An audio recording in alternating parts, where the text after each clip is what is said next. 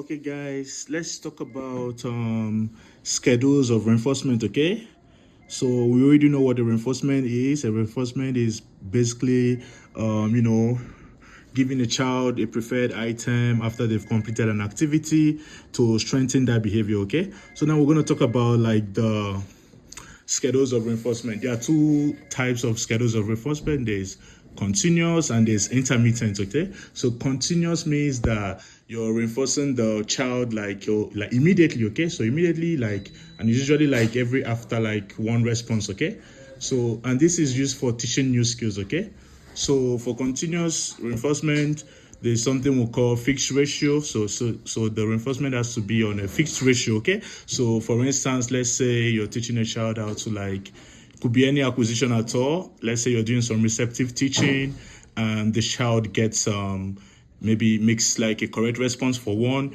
so you're gonna reinforce the child immediately. Okay, so it's used for teaching new skills basically.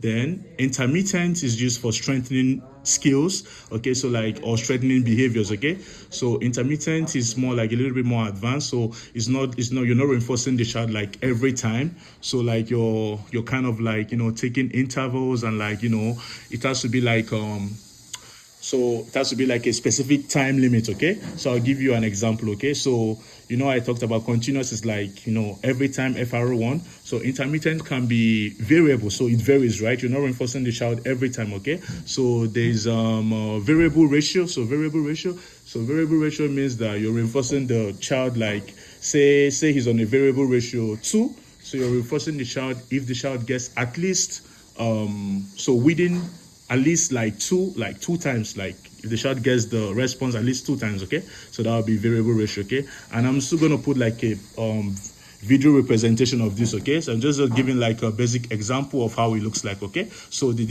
key difference is